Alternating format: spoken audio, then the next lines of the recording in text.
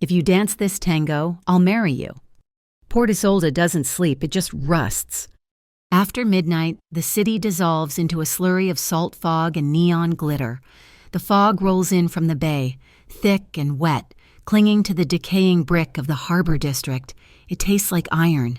Down here, the streetlights aren't for seeing. They're just high-contrast markers, turning every puddle of oily rainwater into a slick, chemical rainbow. This is my city, and this is my beat.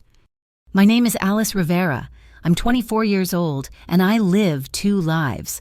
By day, I'm a ghost, hauling paint cans up scaffolding to paint the city's truths onto its lying walls. By night, I'm the clerk at the Harbor Lantern Motel, a place where the carpets are 50% stains and 100% regret. The motel sign buzzes, a dying wasp casting a sickly pink glow over the alley where I'd just finished my latest piece. It was big, a 9-foot-tall mural depicting a tango dancer, her limbs bound not by a partner's embrace, but by thick, strangling red threads. Those threads led from her body to the stylized silhouettes of skyscrapers, the ones slated to replace the tenements on Barracuda Row. It wasn't subtle, but the people threatening me weren't subtle either. There were 3 of them, all muscle in cheap leather jackets, crowding me against the damp brick. They looked like they'd been scraped from the bottom of a dive bar. The leader, a guy with a neck thick as a piling, jabbed a crowbar toward the mural. "Nice painting, sweetheart," he sneered, his voice a gravelly rasp. "A real masterpiece of nonsense. The boss man doesn't like it. Says it's distracting." "It's meant to be," I said, keeping my voice level. My heart was a hummingbird in my chest, but I'd learned long ago that fear is blood in the water. I clutched the strap of my DSLR camera, my knuckles white. "He wants it gone," Neckthick said, taking another step. The other 2 fanned out, cutting off the alley entrance. "And he wants the painter to know she should stick to painting flowers, or maybe just stick to checking in junkies at the Lantern." They knew where I worked. Good. That meant they were hired, not random thugs. Hired thugs have rules. "The wall is city property," I lied, trying to sound bored. "You deface it.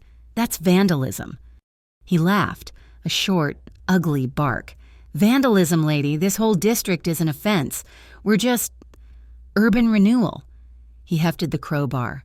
"We're going to take down the painting, and if you're still here, we'll take you down too. Give me the camera. The boss wants the pictures gone." "No," I said. He lunged, not at me, but at the wall. The crowbar was inches from the dancer's face when a new sound cut through the misty air. Clip, clop, clip. It wasn't a horse. It was leather, expensive. Hard-soled Italian leather on wet cobblestone, approaching with a rhythm that was unhurried and absolute. It was the sound of ownership. The 3 thugs froze. Even Neckthick slowly lowered his crowbar. They turned toward the mouth of the alley. 2 men in dark suits entered first, sharp-eyed and built like refrigerators. They scanned the alley, their gazes sliding over me as if I were just more graffiti, and then stepped aside. The man who walked between them didn't just enter the alley, he claimed it. He was young, maybe late 20s, but he moved with an ancient gravity. His black overcoat was tailored so perfectly it seemed sculpted from shadow. Dark hair, swept back, a face that was all sharp angles and aristocratic boredom, as if this whole city was a minor inconvenience he had yet to solve. This was Giovanni Moretti. Even if I hadn't recognized him from grainy newspaper photos, the palpable fear rolling off the thugs was introduction enough. He was the new boss of the Moretti outfit, the man who had inherited the city's underworld and was busy renovating it with a ruthless, modern efficiency. He stopped a dozen feet away, his 2 men flanking him, silent and still. His gaze drifted past me, past the thugs, and landed on my mural. He tilted his head, studying the tango dancer bound in red. The pink neon of the motel sign caught the sharp line of his jaw. For a full 10 seconds, the only sound was the distant horn of a container ship and the relentless buzz of the sign. Then, a slow, cold smile touched his lips. It didn't reach his eyes, those eyes, dark and assessing, finally moved to me. "If you dance this tango," he said, his voice a smooth, cultured baritone that cut the damp air like glass, "I'll marry you." It wasn't a compliment, it was a joke, aimed over my head at his men, a display of bored power. He was dismissing my art, my protest, and my entire existence in one lazy, toxic sentence. The three thugs shuffled, unsure whether to laugh. I felt the anger rise, hot and clean, burning off the fear. I took a half step forward. "My tango is paint and proof," I answered, my voice clear and steady. The alley seemed to shrink, focusing on the two of us. "Dare to step into the rhythm, Mr. Moretti?" A flicker of surprise in those dark eyes. He hadn't expected an answer. He hadn't expected to be recognized. Neck Thick saw his opening to regain favor. "She's got a mouth on her, boss, and she's got pictures." He pointed his crowbar at my camera. We was just gonna take that offer. One of the other thugs lunged for my camera strap. He didn't make it. Moretti's hand shot out, not at the thug, but at his own man, a simple stop gesture. But the thug was already moving, and Moretti's hand closed around the thug's wrist. The movement was so fast, so fluid, it was almost invisible. The man stopped, his face contorted in sudden, silent pain.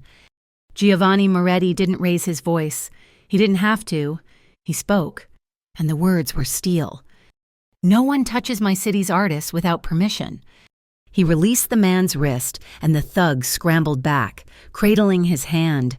Moretti wiped his fingers on a handkerchief pulled from his breast pocket, as if he'd touched something unclean. He looked at me again. The amusement was gone, replaced by a cold, transactional curiosity. "My city, B," he'd said, "not the city, my city." I understood instantly. This wasn't chivalry. This wasn't a dark knight saving a damsel. This was a king assessing a new piece on his board. My mural wasn't just a protest against civic corruption. It was an embarrassment to his rivals. The Northbridge Conclave, the ones pulling the strings on the Barracuda Row redevelopment. My art was a tool, and now, so was I. He wasn't protecting me. He was claiming his property. The three thugs looked at him, terrified. "Boss, we didn't know she was, with you," Neck Thick stammered. "She isn't," Moretti said, his voice flat, "but she is on my port, and you," he gestured with his chin, "are bothering her. Go, tell your Northbridge paymaster that the Harbor Lantern is under Moretti protection now. All of it." It was a declaration of war, delivered as casually as ordering coffee. The three men practically fell over each other to escape the alley. Now, it was just us, me, the Mafia boss, and his two silent statues. The tension had changed, from the threat of blunt violence to something far more complex and dangerous. Moretti took a step closer. The smell of expensive cologne and damp wool rolled off him. He looked at the mural again, then at me. "Paint and proof," he mused, tasting my words. "You have courage, or you're stupid. Which one is it? Alice Rivera." He knew my name. The chill I'd been holding back finally ran down my spine. Of course he knew my name. He knew everything that happened on his port. "I'm a citizen," I said. "This is my home. I don't need courage to paint what's true." "Truth," he scoffed, a small, bitter sound.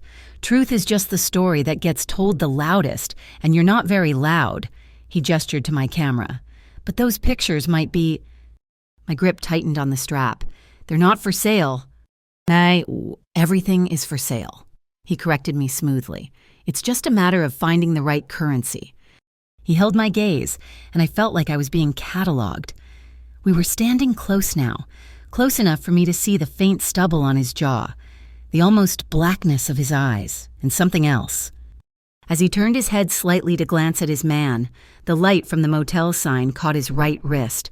Peeking from the cuff of his shirt and overcoat, it was a scar, not a jagged, accidental mark, but a precise, V-shaped brand, pale against his olive skin. It looked like an inverted chevron, or the wings of a bird. I knew that mark. I'd seen it in old police files I'd researched for another piece. It was the V for Moretti, an internal sign, a mark of loyalty or, more likely, of ownership within the highest circle. I didn't flinch.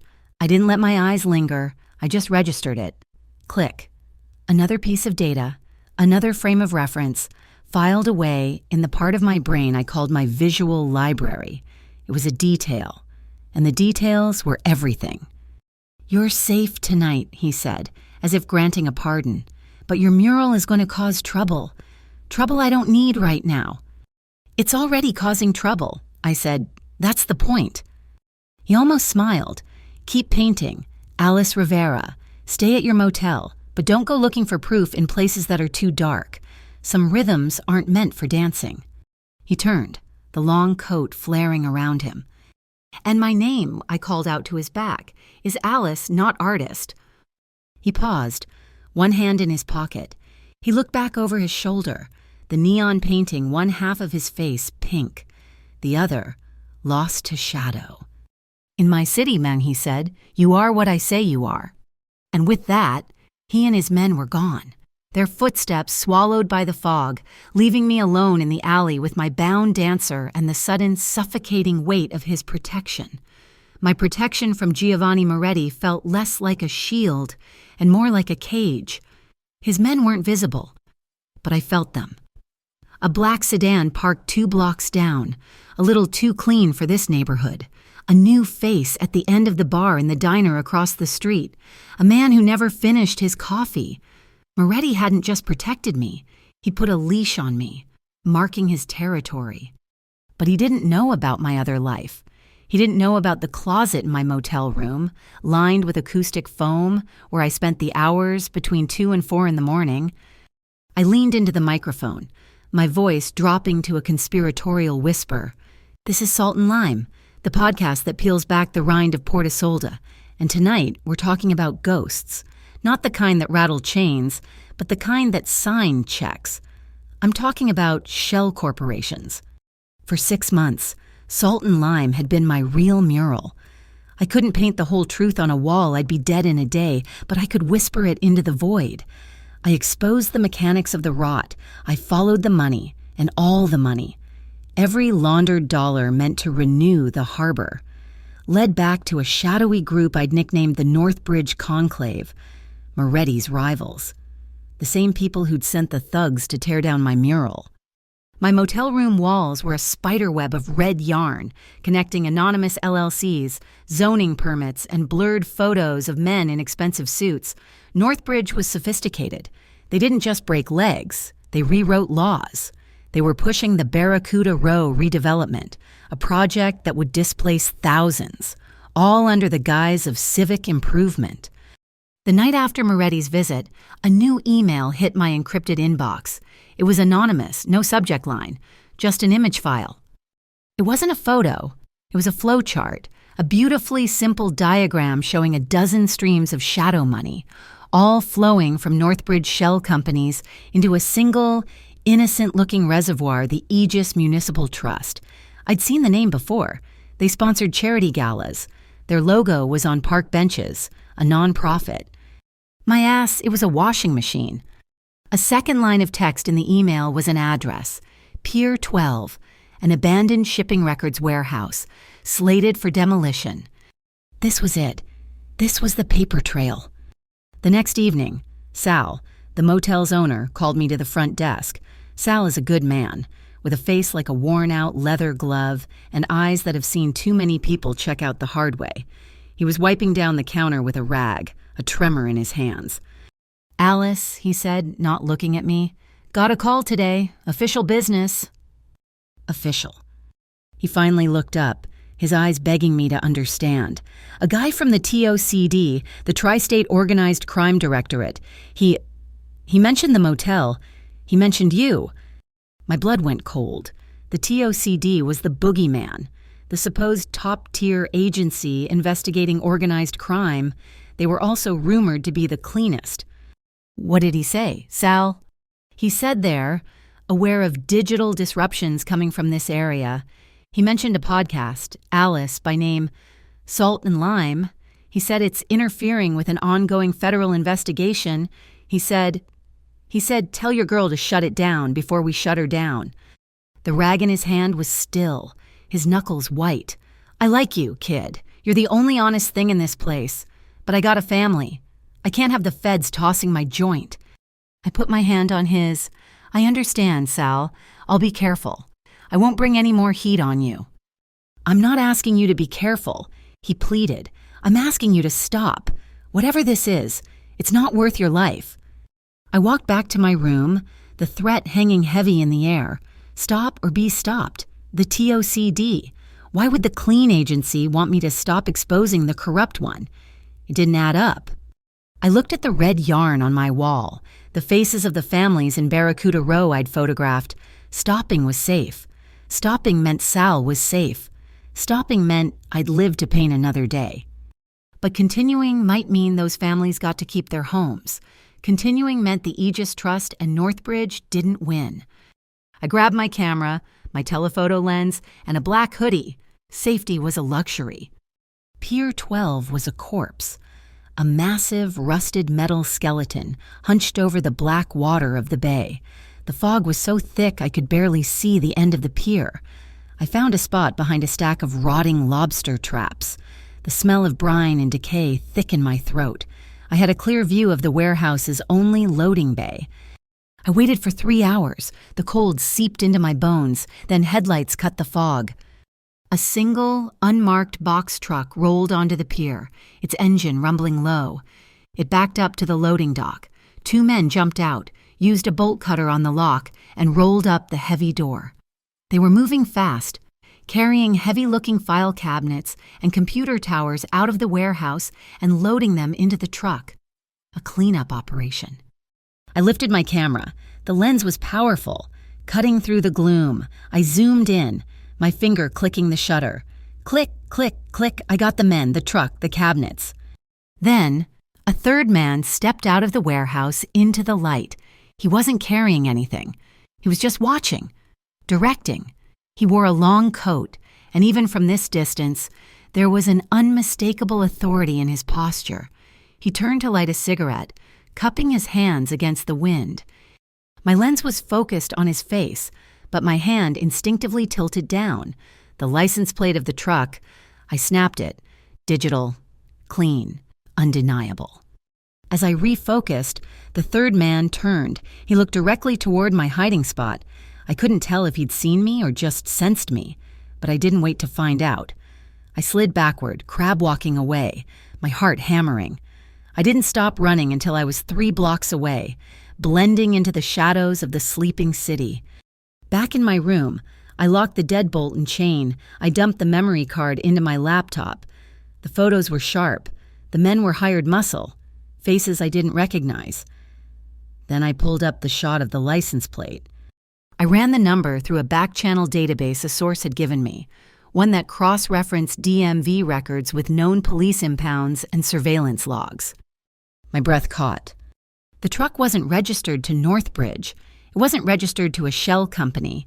It was registered to a logistics firm that, 2 years prior, had been seized in an asset forfeiture, and the lien holder on that asset a holding company owned by the Moretti family.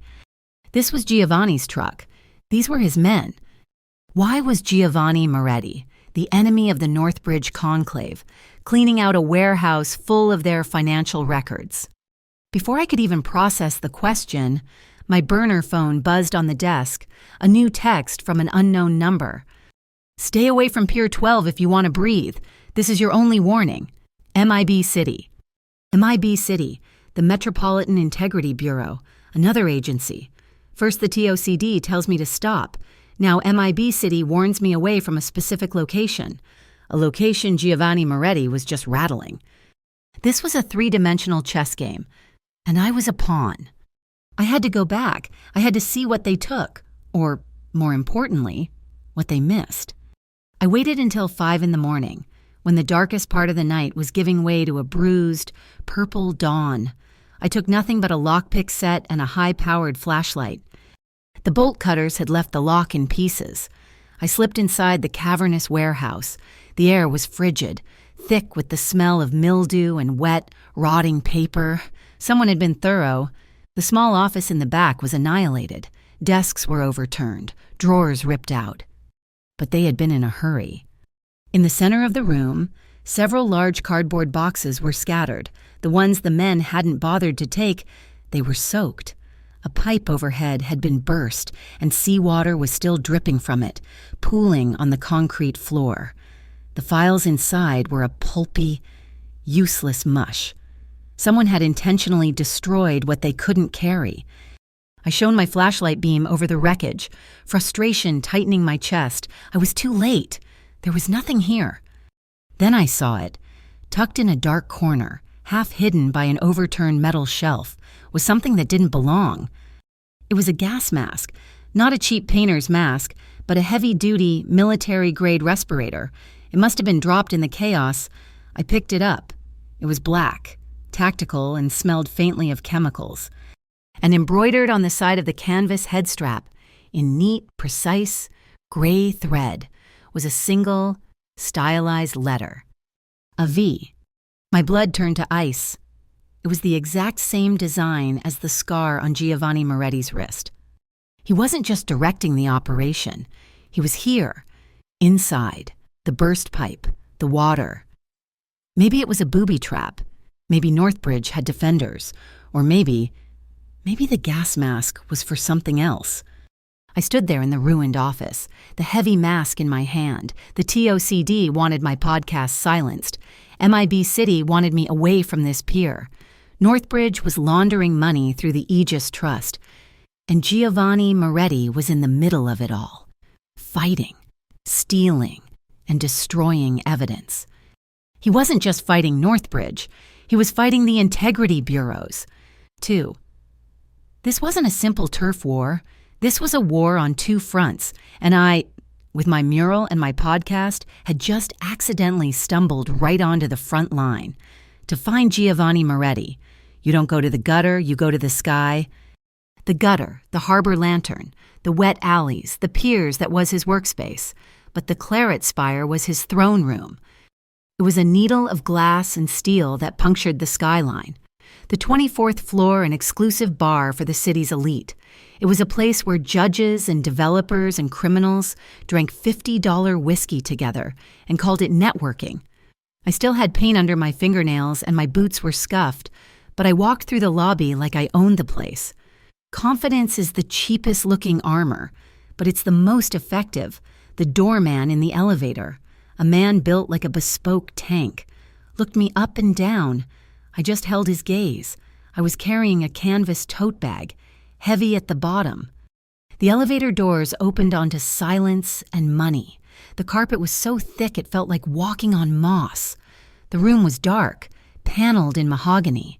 The only light came from the bar, glowing like an amber altar, and the floor-to-ceiling windows, which offered a panoramic, glittering view of Port Isolde, my city, laid out like a map. And in the corner, a live band, not a jazz trio, a tango quartet, a violin, a piano, an upright bass, and a man playing a bandoneon. That small, sad accordion that is the very soul of the tango. They were playing something modern, dissonant and beautiful, full of longing and sharp, sudden attacks, nuevo tango. He was there, exactly as I knew he would be. Giovanni Moretti sat alone in a dark leather booth, facing the windows, a single glass of dark liquor on the table. His men were nowhere to be seen, though I knew they were there, blended into the shadows, watching every entrance. He wasn't looking at the city. He was listening to the music, his head slightly bowed, one hand resting on the table. I walked toward him. The music seemed to swell with each step, the violin crying out as I wove through the tables of oblivious, wealthy patrons. He didn't look up until I stood directly in front of his table. When he did, his eyes were dark and still, the cold curiosity from the alley replaced by a kind of fatalistic recognition. He'd known I would come. "You like the music?" he asked, his voice a low rumble beneath the bandoneon. Astor Piazzolla. He knew how to blend the gutter with the conservatory. "I'm not here for the music," I said. A slow smile touched his lips, the same one from the alley, that cold, dismissive humor. No, what a shame. I thought you might be looking for a dance partner. He leaned back, the leather creaking. Still want to dance your tango? Alice. He was taunting me, trying to put me back in that alley, to make me small. I didn't flinch. I reached into my tote bag. This time, I said, my voice as steady as the bass line, I lead, you follow. I dropped the gas mask onto the polished mahogany table. It landed with a heavy, muffled thud. The embroidered V was visible, stark and white against the black canvas. His smile vanished. It didn't fade. It was extinguished. His eyes bored into mine, all amusement gone, replaced by an Arctic cold. He had not expected this. And, I continued, I brought the sheet music. I slid a 4x6 photograph from my pocket and placed it next to the mask, the license plate, his truck, at his rival's warehouse. He looked at the mask, then at the photo. He did not look at me. The quartet began a new song, slower, more mournful, the bandoneon sighing. What do you want? He asked, his voice flat. Barracuda Row, I said. The redevelopment project. It's being pushed by Northbridge, laundered through the Aegis Trust. I know you're fighting them, but you're part of the same machine. You're terrorizing the residents. Your men are on the ground, pushing them to sell, scaring them out. You're just a different kind of vulture. I am nothing like them, he whispered, the words a blade. Prove it, I shot back. Call off your dogs. Get your men out of Barracuda Row. Whatever fight you have with Northbridge, leave the people out of it. He finally looked up, his eyes unreadable. You think you know what you saw at Pier 12. You think you're holding cards. He leaned forward, the faint scent of his cologne, sharp and clean, cutting through the smell of old whiskey. You're not. I saw you destroying evidence, I said. You saw me cleaning a wound, he countered, his voice rising just enough to be heard over the music. Northbridge didn't just store files there. They were burning them. The entire pier was wired to blow. That pipe you saw. That wasn't an accident. That was a timer. They are butchers. Alice. They would have burned half the harbor to cover their tracks. I didn't steal their proof. I stopped their fire. And the gas mask, the V, a precaution. They left more than files behind. Chemicals, traps, you walked into a war zone, holding a paintbrush. Our words were like steps, a sharp advance, a quick pivot, a step back. I pushed, he parried, turning my accusation into his defense, an ocho, a forward and backward step, circling each other, never breaking eye contact. So you're the hero, I scoffed, the noble mob boss saving the city from itself. I am a businessman, he said, his gaze intense. And Northbridge is bad for business. They are wrecking the ecosystem. They don't just want profit, they want annihilation. I keep the balance. I keep the rhythm, so the whole city doesn't shatter. I stared at him, at this man who spoke of balance while his men broke bones, who talked of rhythm while orchestrating chaos. And the most terrifying part was, I almost believed him. There was a conviction in his voice that felt true, a weary weight that sat on his shoulders, but he was still a monster. And yet, the way he looked at me, it wasn't just assessment anymore. It was something else, a flicker of respect, a dangerous, intoxicating pull. My heart was hammering, not from fear, but from the proximity to this man, this elegant predator. The air between us was electric, charged with the unsaid, with the music that seemed to be playing just for us. He broke the gaze first. Looking down at the mask, he picked it up, testing its weight. You were warned away by MIB City. It wasn't a question. And the TOCD, I said. They told my boss to shut down my podcast. He nodded slowly. The city's integrity. They're compromised, both of them. You're not fighting a conspiracy. Alice, you're standing in the middle of a war, and you've just made yourself the most valuable target on the board. He reached into his jacket, pulled out his phone. He typed a short message, never taking his eyes off me. I'm doubling the protection on the harbor lantern. A cold spike of anger hit me. I didn't ask for your protection. I don't want your guards. "It is not a request," he said, his voice dropping low again. "And they are not for you. They are for my investment." He gestured toward the mask and the photo. "You're my asset now. But more than that," he looked at my hands, still stained with paint. "Your mural. It bothers them. It bothers all of them. And anyone who touches your art," his eyes met mine, "touches me." I hated it. I hated the way my shoulders relaxed, just a fraction. I hated the small, treacherous part of me that felt a sliver of safety knowing this man's shadow was now covering mine. It was a trap, a velvet-lined cage. "That's the deal. Then," I asked, my voice tight, "I stay quiet about Pier 12, and you leave Barracuda Row alone." "I don't make deals with people who hold no cards," he said. "I'm telling you what happens next. You will stop digging, and I will ensure the families in the row are unpersuaded. For now. You get to keep painting. I get to handle Northbridge. We stay out of each other's rhythm." "Protection is not control," I said, my voice shaking slightly, but I held his gaze. "Your men stay outside the motel. They don't follow me. They don't tap my phone. You protect the property. You do not control the artist."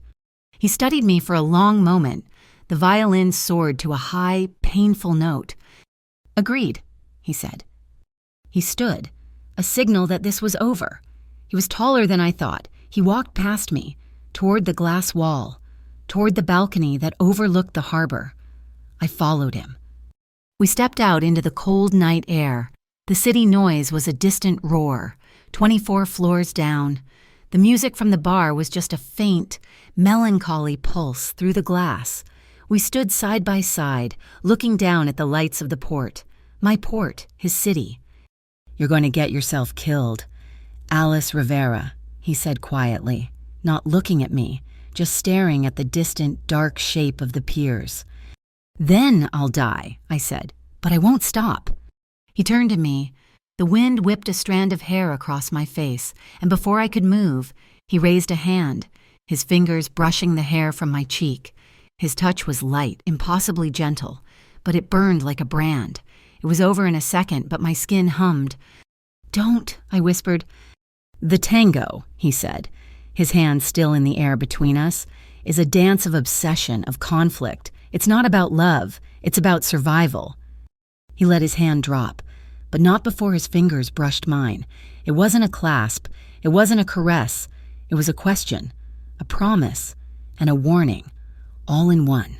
A brief, electric connection, our fingers interlacing for a single, breathless second.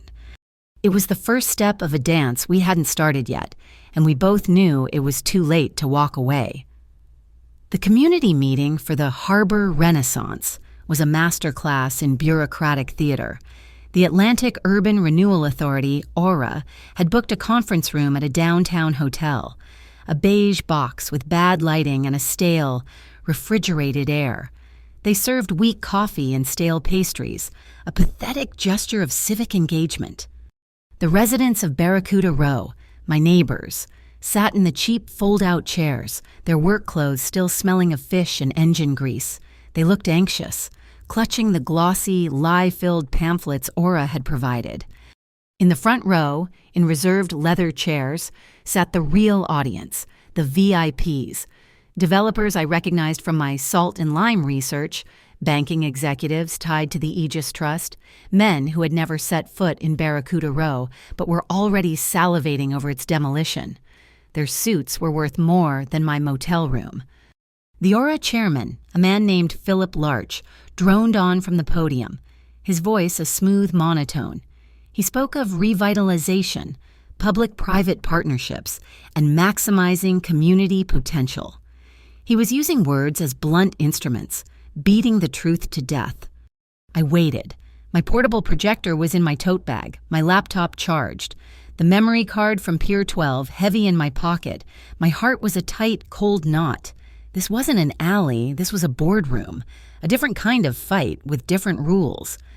Larch finally opened the floor to pre-submitted public commentary. That was my cue. I didn't have a pre-submitted card. I just stood up. "Mr. Larch," I said, my voice projecting across the room, louder than I intended. Every head turned. Larch squinted at me, annoyed by the interruption. "Ma'am, you are not on the agenda. Please submit your concerns through the proper channels." "My concern," I said, walking to the blank side wall, "is that this entire meeting is a proper channel for fraud." I pulled the projector from my bag, set it on a table, and clicked it on. My laptop was already booted. An image flashed onto the wall. It was my map, the web. Gasps rippled through the room. The residents of Barracuda Row leaned forward. The VIPs shifted, their bored expressions turning sharp. "This," I said, pointing, "is the Harbor Renaissance." My laser pointer hit a box labeled Northbridge Conclave. "This is the Aegis Municipal Trust." I traced the red lines flowing from shell company to shell company. "And this is the 70% profit margin you're projecting, funded by illegal evictions and federal grants you've diverted from public housing. This isn't renewal, it's a heist." Larch's face went from beige to a deep, blotchy red. "Turn that off. Turn that off immediately. Security?" A hotel security guard started to move toward me, but he was slow. "This is not on the agenda," Larch shouted, his voice cracking. "It is now," I said. And then, from the back of the room, a new presence. The air changed. The temperature dropped. I didn't have to look. I felt him. Giovanni Moretti was leaning against the back wall, near the entrance. His arms crossed. He wore a dark suit, no tie. He looked as out of place as I did, and just as dangerous. His two men were flanking the doorway. He wasn't looking at me. His gaze, cold and flat as tempered steel, was locked on Philip Larch. He didn't move. He didn't speak. He just watched. Larch, who had been about to say more, froze. His eyes met Giovanni's across the 100 feet of beige carpet. I saw his throat work, a hard swallow. He had recognized his real master's rival. Larch wasn't just a corrupt official. He was Northbridge property. And Giovanni was looking at him like he was a stain to be removed. The standoff held for 3 seconds. Then the world exploded. It wasn't a gunshot. It was a roar from the lobby, the sound of shouting, and then the unmistakable, catastrophic shatter of car windshields. A woman from the row screamed, "Our trucks! They're smashing our trucks!" Panic erupted. People surged toward the doors. The VIPs looked annoyed. The residents looked terrified. This was the trap. Northbridge hadn't just come to the meeting. They'd come to terrorize. A procedural ambush inside, a physical one outside. Through the doors, I could see them. A dozen thugs, the same kind who had cornered me in the alley, swinging bats and tire irons at the parked vehicles of the Barracuda Row families. It was a message. You are poor, you are vulnerable, we can break you. Then, a new force met them. Giovanni's men, they didn't appear from the outside. They were already there, in the lobby, waiting. They moved in, not with the chaotic rage of the Northbridge thugs, but with a brutal, synchronized efficiency. It wasn't a brawl, it was a street tango, just as he'd said. A dance of fists and broken bones, precise, economical, and utterly violent, all without a single gunshot. Inside the room, the chaos was different. People were stampeding. Larch was yelling for order. A heavy, rolling speaker stand, used for the podium microphone, was knocked over in the rush. It toppled toward a woman who was trying to grab her child. "Leo!" she screamed. The boy, no more than 5 or 6, froze, looking up at the falling mass of metal. I didn't think. I moved. I shoved the boy hard into his mother's arms. "Go!" I wasn't fast enough to get clear myself. The stand didn't hit me, but it crashed into the floor-to-ceiling window beside me. The entire pane of glass spiderwebbed and then imploded with a sound like a bomb. I threw my arms over my face, bracing for the spray of 1,000 glass needles. It never came. A solid, warm body slammed into mine, shoving me back against the wall. A black suit jacket shielded my head. Giovanni, he had crossed the entire room in the time it took the glass to break. I was pressed between the wall and his chest, his arm clamped over my head, his body taking the full force of the shattering glass. I could hear the shards hitting his coat, a sound like sharp, heavy rain. He smelled of wool and that clean, sharp scent I remembered from the spire. My heart was hammering against my ribs, and I couldn't tell if it was from the fear or from him. "You are a magnet for trouble," he breathed, his voice a low growl in my ear. The sirens started, deafening and close, but they weren't police. They were the flat, European-style sirens of the MIB City tactical vans. The doors burst open again, and this time it was men in black tactical gear, MIB City emblazoned in white on their vests. They ignored the brawl in the lobby. They ignored Larch. They ignored the terrified residents. They walked straight for me. Giovanni let go, stepping in front of me just as the lead officer, a man with a face like a concrete block, pointed at my tote bag. "Ma'am, Metropolitan Integrity Bureau, we are securing all recording devices from this disturbance. Hand me your camera and your laptop. Now, it's evidence." "Evidence of what?" I challenged, my voice shaking. "You're not arresting the men destroying property. You're seizing the proof of why." "Hand it over, ma'am. That's your last warning." His hand went to the tactical holster on his hip. "She is my witness." Giovanni's voice cut through the room. He hadn't moved, but his entire posture had changed. He was no longer a man in a suit. He was an obstacle. "And that is her property," he said. "You are not taking it." The MIB City officer looked at Giovanni, then at his men in the lobby, who were now in a tense standoff with the MIB City TAC team. The string was pulled taut. One more tug, and this room would be a bloodbath. Giovanni didn't look at me. He spoke, his voice a whisper, meant only for me. His lips barely moving. "Withdraw. Alice, they want this. They want the excuse to shoot you and call it a justifiable escalation. Don't give it to them." I stared at him. He was right. The MIB officer wanted me to refuse. "I have the proof," I whispered back, desperate. "And you will lose it and your life in the next 10 seconds, he hissed. "Pull back. Tonight, I will give you something you need more than that disc. I'll give you a traitor." A traitor. My stomach clenched. It was a choice, a public martyrdom, or a strategic retreat. I looked at the MIB officer, his eyes daring me. I looked at the residents of Barracuda Row, their faces watching me, waiting for a miracle. I couldn't give them one. Not today. I picked up my bag. This isn't over. I turned to my neighbors, my voice ringing out, a promise that felt like it was being ripped from my chest. "I have to go, but I will be back. I will come back with the light. I promise." I walked toward the door. The MB City officers didn't move. Giovanni was a half step behind me, a shield at my back. They let us go. The concrete-faced officer watched me, his eyes filled with a cold, victorious hatred. We walked out of the hotel, past the flashing lights and the broken glass, into the relative quiet of the street. I was shaking with adrenaline and rage. "A traitor," I said, stopping on the sidewalk. "You promised me a traitor." Giovanni looked at me, his face grim. "Go back to the motel. Lock your door. Do not go out. I will bring her to you." Her?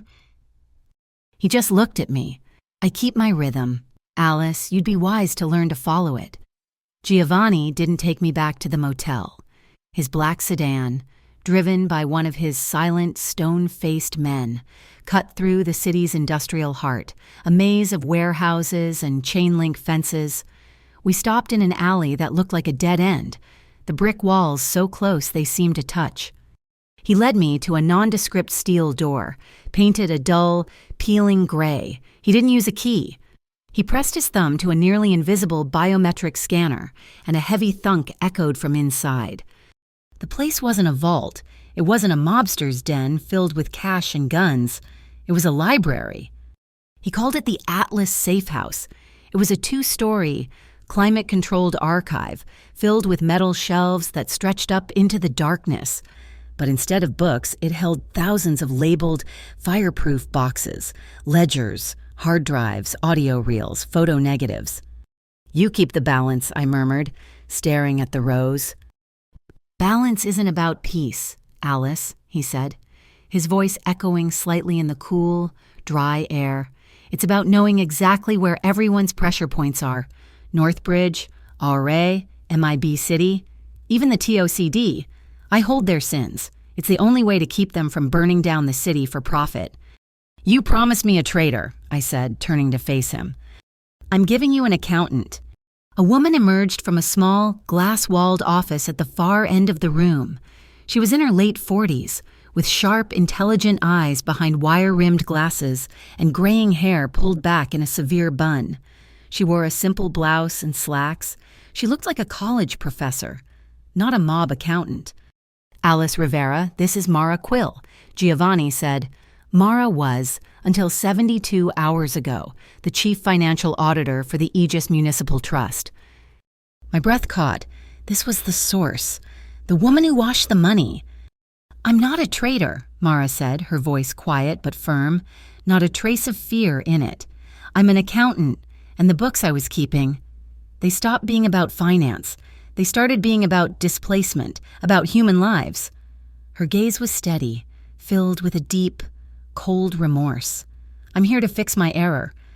Mara has the original encrypted ledger, Giovanni explained, the one that connects every Northbridge dollar directly to Larch at Aura and to their partners in the city agencies. But she won't give it to me.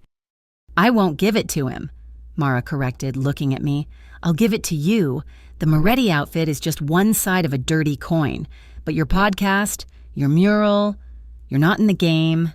You're trying to break it. I'll give you the ledger, but it has a price. What is it? I asked.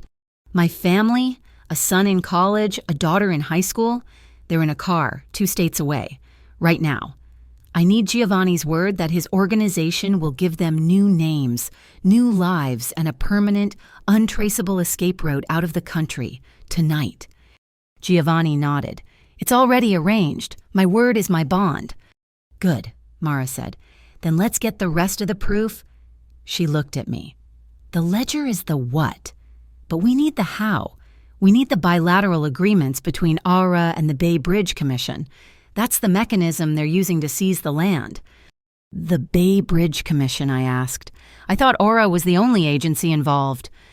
Aura is the public face, Mara explained, her voice quick and professional, like she was giving a briefing.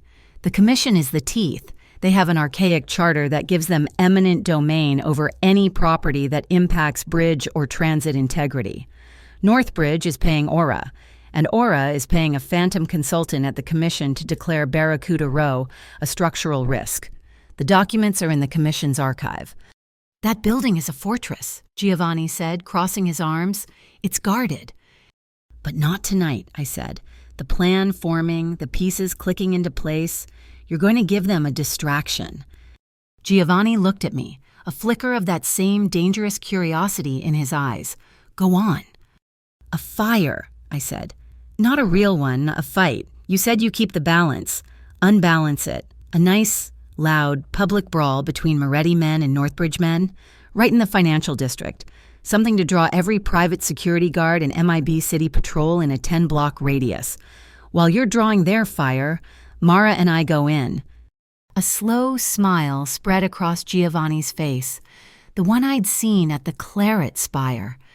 But this time, it wasn't cold. It was appreciative. A 2-front tango, he murmured. I lead the dance on the street. You lead it in the archive. The Bay Bridge Commission building was a blocky, brutalist monument to civic power. At 2 a.m, it was a tomb. Mara had a master key card, skimmed from her old boss. The decoy starts in 5 minutes, I whispered, huddled with her in the alley. An old radio on a nearby windowsill, left by a construction worker, was playing a scratchy AM station, a tango broadcast, the mournful sigh of a bandoneon. My phone buzzed, a text from Giovanni, overture. We heard it, then distant shouting, then the sound of alarms, high and thin, from the financial district, 6 blocks away. Showtime, Mara said. We swiped the card. The light turned green. The archive was in the sub-basement. It was dark, the only light coming from the green exit signs. The tango music from the alley radio was long gone, replaced by the thrum of our own blood. "The files are kept in the harbor integrity section," Mara whispered. "This way?" She moved with a thief's confidence. She clicked open a lockbox. I pulled the heavy files. I didn't read. I just photographed, page after page. My camera's shutter, a tiny, muffled click, click, click, a quiet percussion against the hum of the air conditioners. It was our metronome. Then I saw it. It was a memo, stapled to a contract draft. It was an internal routing slip, authorizing a consultant payment of $200,000. But it wasn't the amount that made me stop. It was the seal. A blue, embossed eagle, not Aura, not MIB City. It was the seal of the Tri-State Organized Crime Directorate, the TOCD, the clean ones, the ones who had threatened Sal. They weren't just compromised, they were partners. They were playing both sides, using their authority to clear the field for Northbridge. "We have it," I whispered, my hand shaking. "We have them all." I plugged a small, USB-powered scanner into the main terminal, a backup device to copy the server's directory. As it whirred, Mara checked the hall. "We have a problem," she said, her voice flat. "The night watchman. He's coming." We didn't run. We just walked, fast, to the fire exit. I slammed the bar. The door opened to a narrow shaft. We ran up 3 flights of stairs, the metal clanging. We reached the roof access door. Mara picked the simple lock. We burst out onto the flat, gravel roof and stopped. The fire escape, the only way down, was padlocked. A heavy chain was wrapped around it. We were trapped, 4 stories up. My phone buzzed. "Giovanni, status." I typed, "Trapped, roof, fire escape locked." A second later, "Stay still." "What does that mean?" Mara panted, her eyes wide with the first real fear I'd seen from her. "I have no idea." Then we heard it. Not a siren, a groan, a deep, metallic creak, coming from the harbor beside the building. I looked over the ledge. On the pier below, a massive harbor crane, one used for loading containers, was shuddering to life. Its spotlight snapped on, blinding us. The massive steel arm, as long as a city block, began to swing toward us. "You have got to be kidding me," Mara breathed. The arm stopped, its steel cage hook dangling 10 feet from the edge of our roof, over the black, crushing gap of the alley below. And standing in the crane's operator cab, far below, bathed in the control panel's glow, was Giovanni. "He's insane," I said, a wild, terrified laugh bubbling in my chest. "He's our ride," Mara said. We climbed onto the ledge. The hook swung closer. "Grab on," I yelled. We leaped into the void, grabbing the cold, greasy chains. My stomach dropped. The crane swung, a slow, agonizing arc, pulling us away from the building. No gunshots, no alarms, just the high-pitched shriek of the chains and the rush of the wind in my ears. It was the most terrifying, silent escape of my life. He set us down on the roof of a fish warehouse across the street, a gentle landing. We scrambled down a rusted ladder to the street, just as the sound of sirens, real ones this time, grew closer. Giovanni was waiting, not in his sedan, but by a beaten-up, rusted blue pickup truck. It smelled of fish and salt. "Get in," he snapped. We piled into the cab, me in the middle, just as a black Northbridge truck, a heavy-duty SUV, rounded the corner, its headlights pinning us. "Hold on," Giovanni said. He didn't drive away from the truck. He drove at it, then swerved, smashing the pickup through the plywood doors of the very warehouse we'd just been on top of. We were plunged into a freezing, foggy darkness. It was a cold storage unit, the air filled with the thick chemical smoke of the ice machines. The Northbridge truck screeched to a halt outside, its high beams cutting uselessly into the white fog. Giovanni navigated the maze of shelving by memory, his knuckles white on the wheel. He burst through the loading dock doors on the far side, back out onto the silent piers, and killed the lights. We sat in the dark for a full minute, the only sound the tink, tink, tink of the cooling engine and our own ragged, frantic breathing. We had made it. I was still clutching my camera, my knuckles numb. I looked at the man beside me. His hair was messy, his face streaked with grease from the crane cab. He hadn't just provided a distraction. He had been the contingency. He had been the escape route. He hadn't done it just to protect his asset. He hadn't done it just for the ledger. He had done it because I, in my own way, had led the dance. And he had chosen to follow my lead. He respected the rhythm I had set. "You're shaking," he said, his voice low. "So are you," I replied. His hand, which was indeed trembling slightly on the gear shift, slowly moved. He covered mine, where it gripped the camera. His hand was calloused and warm. He didn't say anything. He just held it. A silent acknowledgement. The fish truck was too hot to keep. Giovanni drove it into the shadows of an old boatyard, the kind of place that had been forgotten by the harbor's shiny renaissance. He killed the engine. And the silence that descended was absolute, broken only by the sound of water lapping against the nearby pilings. Mara Quill had already been extracted, whisked away in a dark sedan that had been waiting for us a block from the warehouse. Now it was just us. We were in an abandoned boatwright's shed. The cavernous space smelled of sawdust, old varnish, and the salty metallic tang of the bay. A cold wind whistled through the gaps in the wooden slats, carrying the scent of the sea. The only light came from a single, bare bulb hanging from a rafter, casting long, distorted shadows. "You're bleeding," I said. My voice sounded unnaturally loud in the quiet. He looked down at his hand, the one that had gripped the gear shift. The skin over his knuckles was scraped raw, a dark red against the grease. He must have done it in the crane cab. "It's nothing," he said, flexing his fingers. "Sit." There was an old wooden workbench nearby, cluttered with rusted tools and cans of dried-up stain. I pointed to it. He looked at me, a flicker of surprise in his eyes, but he obeyed, perching on the edge of the sturdy table. I rummaged through a metal first aid kit I'd seen mounted on the wall. It was old, but the contents were blessedly intact. I found antiseptic wipes and a roll of gauze. I came back to him. The hanging bulb lit his face from above, carving shadows under his cheekbones. He looked exhausted, not just tired, but weary, down to his bones. I took his hand. His skin was warm, his fingers calloused. I cleaned the scrapes, my touch gentle, methodical. He didn't flinch, but I felt the muscles in his forearm tense. The silence stretched, filled only by the whisper of the wind and the lapping water.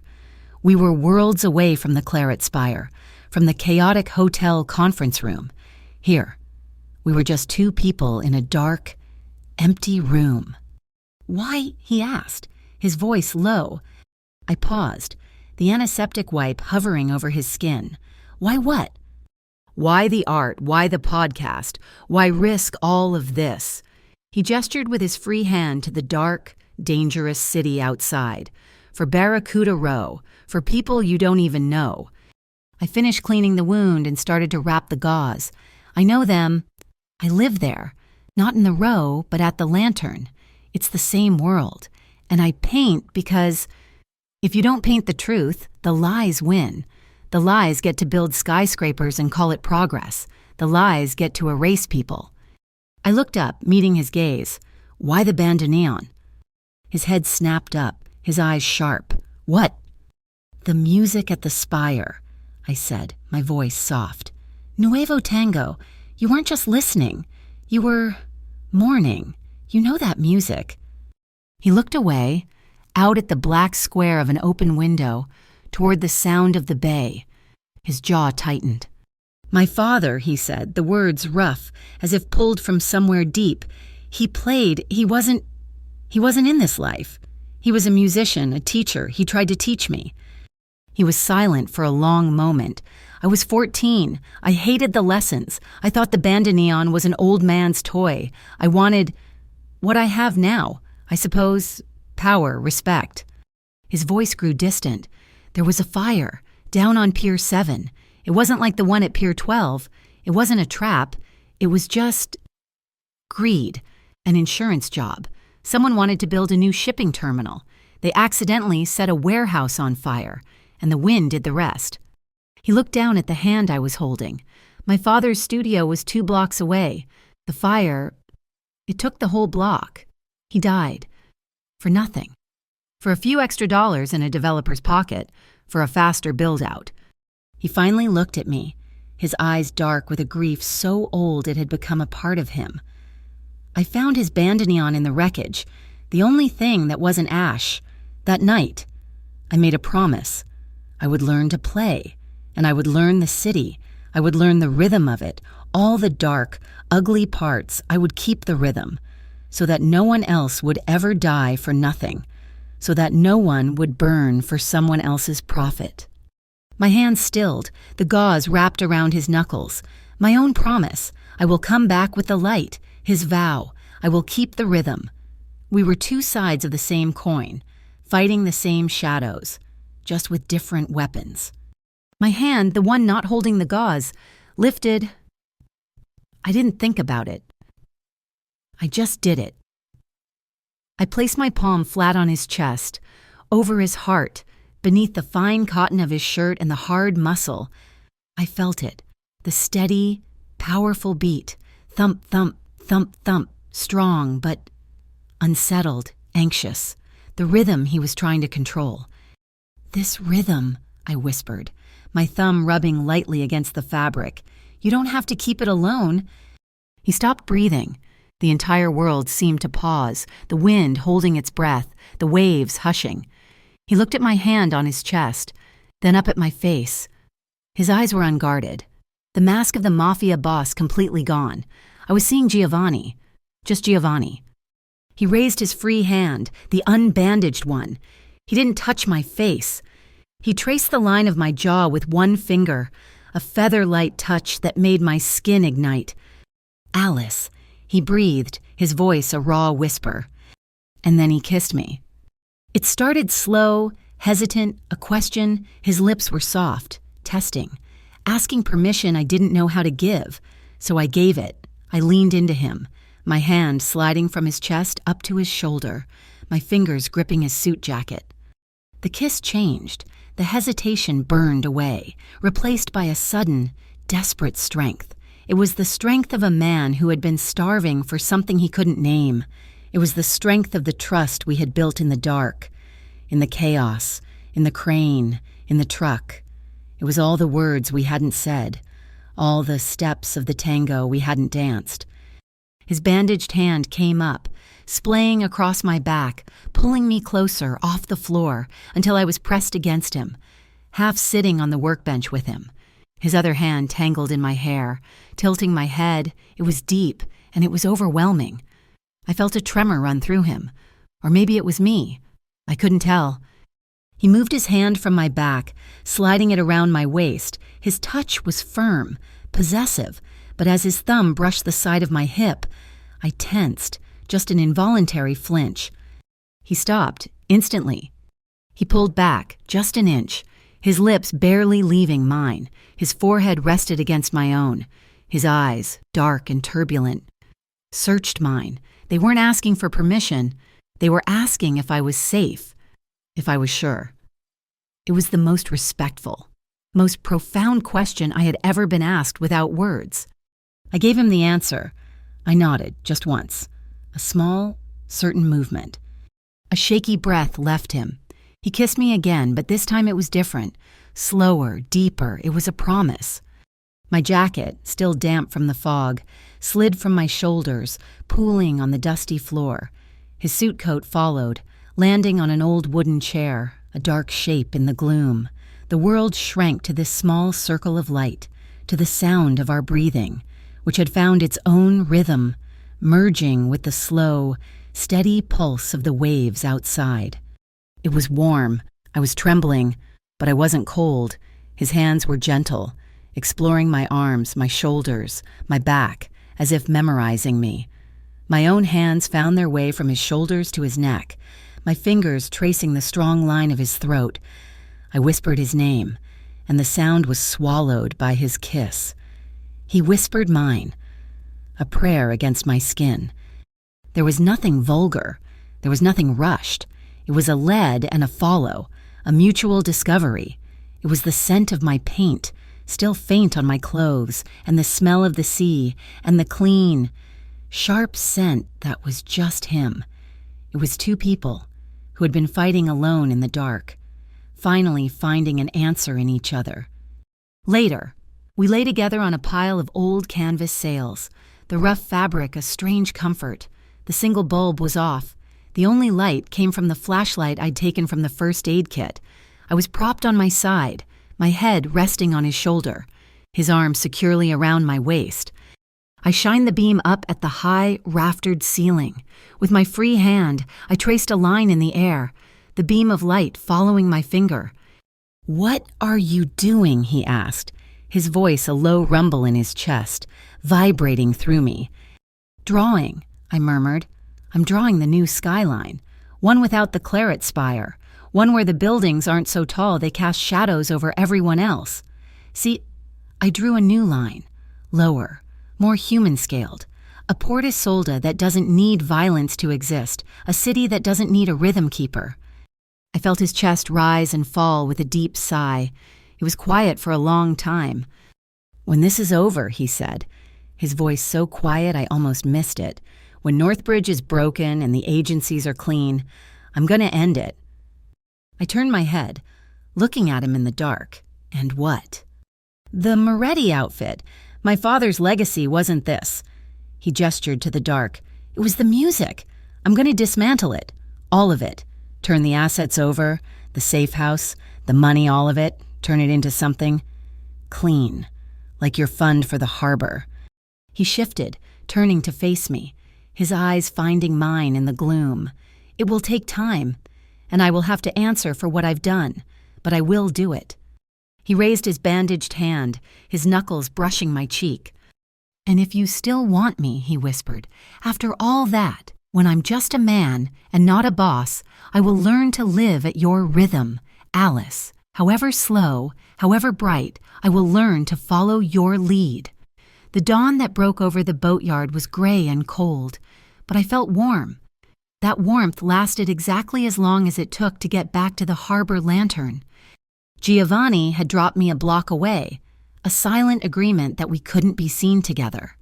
The moment I walked into the motel lobby, Sal looked up from the desk, his face a mask of sheer terror. He just shook his head and pointed to my room. My door was open, not broken down, just ajar. I knew, even before I saw the empty closet, the neatly made bed, the faint scent of Mara's perfume gone. She was gone. The room we had stashed her in was clean. The only thing she'd left was her burner phone, sitting in the middle of the floor. I picked it up. One new message, sent 30 minutes ago, sent to me. It was 5 words. "Don't trust any rhythm." The warmth evaporated. My blood turned to ice. Rhythm, our word, his word, a word I had whispered to him only hours ago. This wasn't a warning from Mara. This was a message, a betrayal. I was running before I even realized it, sprinting the block to where I'd last seen his car, and he was still there, the black sedan idling, waiting.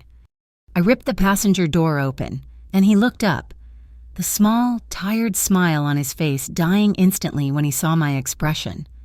"What did you do?" I wasn't whispering. I was shouting. "Alice, what?" I threw the phone at him. It hit him in the chest. "Mara, what did you do to her? She's gone. Don't trust any rhythm. Your rhythm. Giovanni, was she the price? The loose end was last night just a way to make sure I was neutralized?" The color drained from his face. The look in his eyes was not guilt. It was something far worse. It was a profound, bottomless insult. He looked like I had physically struck him. "You," he said, his voice dangerously quiet, all the warmth from the boatyard gone, replaced by the Arctic cold of the claret spire. You think I would do that?" "Oh, prove I'm wrong," I yelled, tears of rage and humiliation stinging my eyes. "You're a monster. It's what you do." "You keep the balance." Was she an imbalance? He didn't speak. He just stared at me, his face a mask of stone. Then slowly, He took his own phone from his pocket. He tapped the screen 3 times and handed it to me. It was his location data, a GPS map.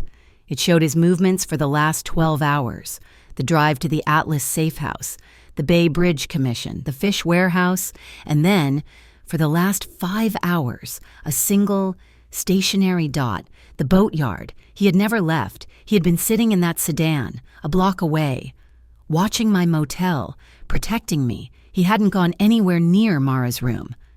My breath hitched, a painful, sobbing gasp. He was innocent, and I had torn him apart. "Alice," he said, his voice raw, taking the phone back. "I understand. This is my world. This is the assumption you must always make. I understand." "No," I whispered, shaking my head, the shame burning me. "Giovanni, Don't." He cut me off, his eyes hard, not with anger at me, but at the world that had done this. "She's not a loose end. She's a variable. Northbridge or MIB City or the TOCD, they took her. They knew where she was. The implication hit me. They followed me. Or me." He looked past me, at the motel. "The game just changed. This rhythm, it's falling apart." Before I could answer, my phone, my real phone, buzzed. A news alert from the Port Isolde Chronicle. MIB City issues warrant for blogger Alice Rivera in connection with public data intrusion at Ayura offices. They're framing me. I breathed, reading the headline. For the hotel meeting, they're going to shut me down. "It's a dirty trick," Giovanni said, his voice all business now, the hurt vanishing, replaced by cold strategy. "They can't arrest you for journalism, so they're arresting you for trespassing, a trumped-up charge to seize your equipment, to get your files, the ones from the commission. They're coming here." I realized, looking at the motel. "Not yet. They'll let it simmer. They want you to run." He looked at me. "But we have to move." They just publicly declared war on you, which means they just publicly declared war on me." He started the car. "Get in." "I can't just—" "Get in, Alice." I got in the car, we pulled away from the curb, and not a second too soon. 2 blue and white MIB City patrol cars, not tactical vans, turned the corner, their lights off, rolling slow. They were the scouting party. "And they're going to paint you as a fugitive," he said, navigating the back streets with an easy, terrifying familiarity. "They already are." My phone was exploding. A dozen sites, blogs, and social media feeds were all linking to a new video. It was cell phone footage, grainy, shot from a distance. It was Giovanni at the Claret Spire in that dark booth, and me, standing in front of him. The audio was faint, but his voice was clear, laced with that cold, aristocratic amusement. "If you dance this tango, I'll marry you." The video cut, the context was gone. My challenge, our negotiation, all of it, all that was left was a mafia boss, a young woman, and a line that sounded like a transaction. The headlines were brutal. Exclusive activist artist Alice Rivera's connection to mob boss revealed, the mafia's new muse, Barracuda Row, protest a Moretti-funded ploy. "They're destroying me," I whispered. My hands were shaking so hard I dropped the phone. The trap wasn't just legal, it was psychological. It was total. "They're isolating you," Giovanni said, his knuckles white on the steering wheel. "They're cutting you off from your base. If the people of Barracuda Row think you're my property, they'll turn on you." As if on cue, another alert, my podcast host. This account has been temporarily suspended due to a copyright infringement claim from the Aegis Municipal Trust. They had taken my voice, my art, my credibility, and now they had taken my allies. I was cornered, just as he'd said. I was an artist with no canvas, a speaker with no microphone. Giovanni pulled the car into a subterranean parking garage, the screech of the tires echoing in the concrete emptiness. He killed the engine. In the sudden oppressive silence, I could hear my own ragged breathing. He turned to me, his face grim. "I can get you out, Alice. I mean it. Right now, I can have you on a plane in an hour. New name, new life, the same deal I gave Mara. You can be painting on a beach in Costa Rica by morning. You've done enough. You got the proof. Give it to me. Let me finish this." He was offering me an escape, the thing I craved, safety, an end to the running, an end to the fear. I looked at my hands, stained with paint and now with the grime of this fight. I thought of the families in the row who were right now reading that I was a liar. I thought of my mural, the bound dancer. If I ran, the red threads would win. "No," I said. My voice was quiet, but it didn't tremble. "Alice, they will kill you. They won't just arrest you. They will find you in a ditch. This isn't a game." "I know." I looked up, meeting his desperate, angry gaze. "But if I run, they win. They prove I'm guilty. They prove you're a monster and I'm your whore. They tear down Barracuda Row and they build their skyscrapers on the bones of the truth." I picked up my phone.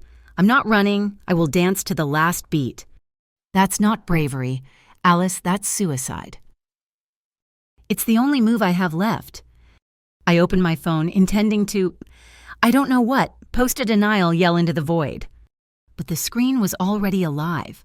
A live stream notification from an anonymous account, but it was being shared everywhere, all at once. I clicked it. The image was shaky, shot on a cell phone in a dark room. It was Mara Quill. Her face was bruised, a cut on her lip, but her eyes were on fire. She was terrified, but she was done running. "My name is Mara Quill," she said, her voice breathy, frantic. "I was the chief auditor for the Aegis Trust. I am not missing. I was taken by officers from the Tri-State Organized Crime Directorate." My blood stopped. "They are not who they say they are," Mara rushed on, as if she knew she had only seconds. "A faction inside the TOCD is working directly with Northbridge and Aura. They are planning to forcibly evict the residents of Barracuda Row in 48 hours. They are using MIB City as their muscle. The arrest warrant for Alice Rivera is a fraud, a smokescreen to silence her. I have the proof. I have the original ledger. I'm uploading it. They're trying to stop me. They're hunting me right now. They found my location." She looked off screen, her eyes wide with terror. "I'm sending the files. I'm sending... Oh God, they're here." The screen went black. A static stream-ended icon pulsed. Giovanni and I stared at the phone. The silence in the garage was deafening. The noose hadn't just tightened. Mara had set it on fire. She had confirmed everything. She had named the unholy trinity Aura, Northbridge, and the TOCD. The city's phone network buzzed, a collective digital gasp as every journalist, every blogger, every citizen in Port Isolde got the alert. The fight was no longer in the shadows. Mara had just dragged it into the sun. My phone was dead, but Mara's stream had left one last, desperate echo. A single packet of data had forced its way through the void before the line was cut. It wasn't video. It was a set of coordinates, a GPS pin. "Giovanni," she sent a location, I whispered, my fingers trembling as I pointed to the glowing dot on the map. "Cold storage 47 on the estuary." He didn't hesitate. The sedan's engine roared to life. "Northbridge territory. It's their ice house. It's where they keep their perishable accounts, the ones they can't risk on a server." "The real ledger," I breathed, the pieces clicking into place. She didn't have it on her. She led them away, and she left the proof behind for us. "She also just told them where it is," he countered, his voice grim. He wrenched the car into a J-turn, the tires screaming on the garage floor. That wasn't just a pin for us. She lit a beacon for everyone who was watching. He was right. It was a race, a three-way, desperate scramble for the prize. He was on his phone, his voice low and sharp, speaking to his men. "Estuary, 47, Northbridge will be heavy. MIB will be tactical. I want silent containment. Lock the box. No guns. I repeat, no guns." The city was a blur of wet neon and dark steel as we flew toward the water. We weren't the only ones. 2 blocks to our left, I saw the armored, shark-like silhouette of an MIB City tactical van, running dark, no sirens, coming from downtown. A convoy of 3 black SUVs Northbridge muscle blew a red light. "They're all here," I said, my stomach tightening. "All of them converging." "I know." He glanced at me, his eyes dark and intense in the dashboard's green glow. "It's a gancho." I knew the term from my tango research, the leg hook, a move where one dancer's leg sweeps and catches the other's, a sudden, dangerous, and intimate entanglement.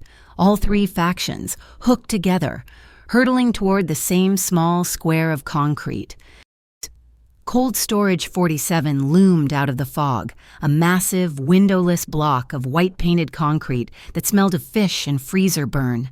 Giovanni's men, 4 of them, dressed in the dark work clothes of longshoremen, had materialized from the shadows. They weren't a war party. They were a tactical team. Giovanni cut the engine, and the sedan rolled to a silent stop in the shadow of a shipping container. "Go," he said to me. "The main loading dock. It will be unlocked." "What are you going to do?" "Lock the doors, create a rhythm they can't follow." He gave me a look. "I'll hold the exit. Get the drive. Alice, get the proof." I didn't wait. I ran. The loading dock's heavy, insulated door was, as he'd said, unlatched. I slipped inside.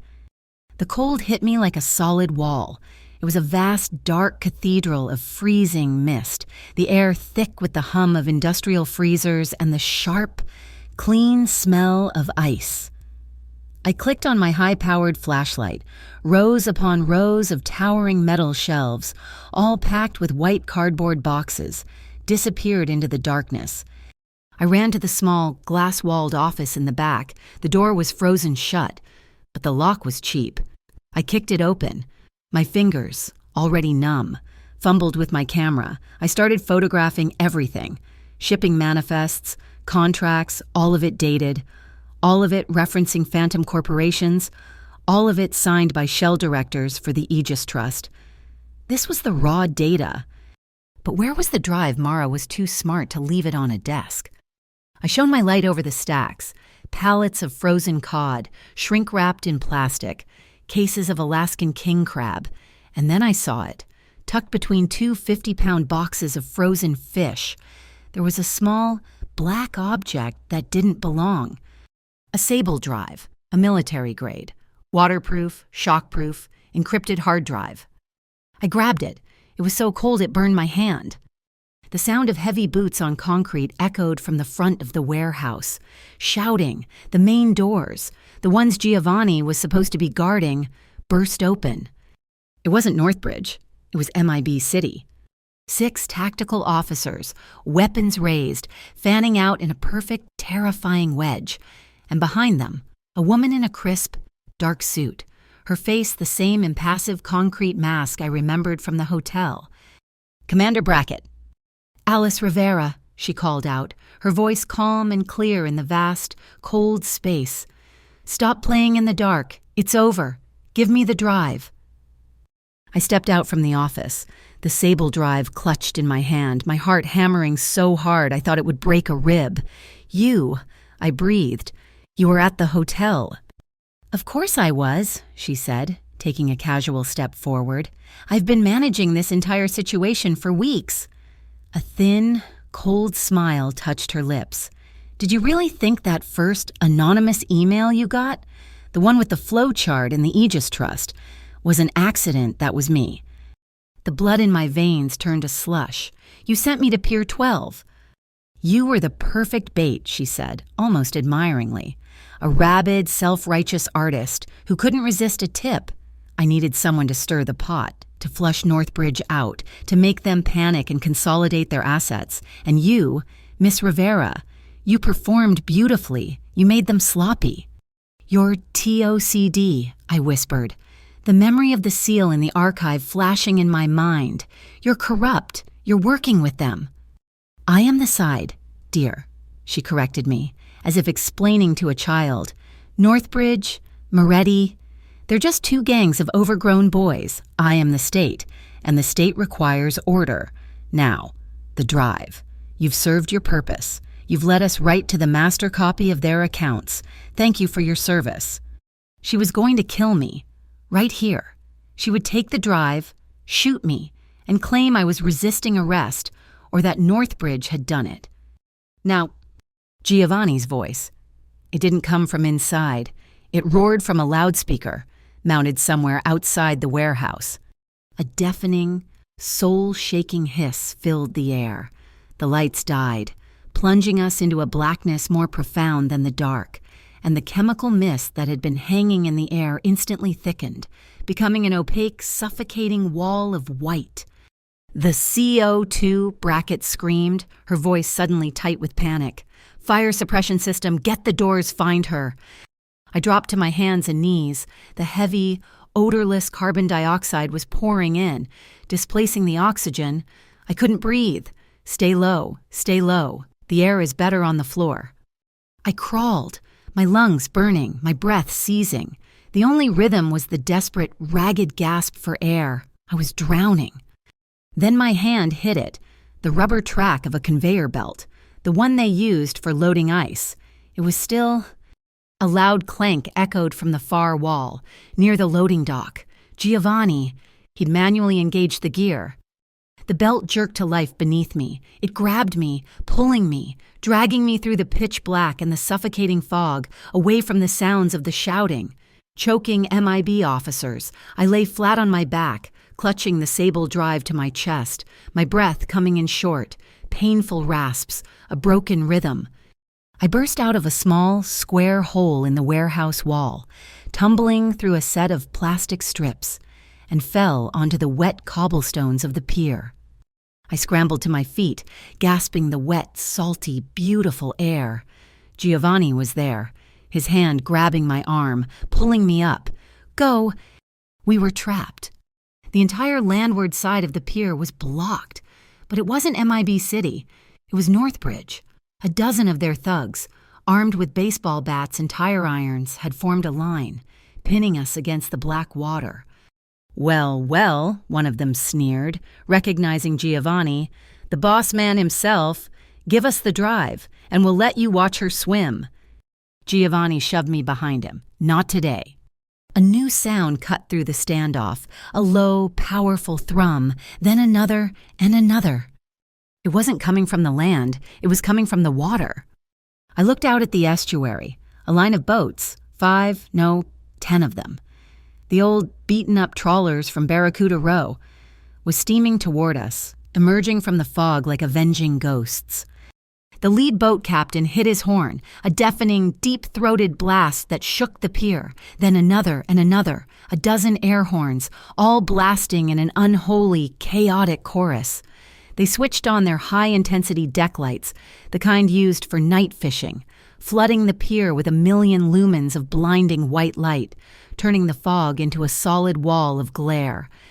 The Northbridge thugs recoiled, throwing their arms up, blinded, confused by the sudden, overwhelming sensory assault. Now, Alice, a voice yelled from the lead boat. I recognized it. It was Sal, the motel owner. The collective is here. A woman in a yellow raincoat pushed past him to the railing. Miss Rivera Harbor, Defense Collective, we're ready. The community, my neighbors, they hadn't believed the lies. They hadn't abandoned me. They had come.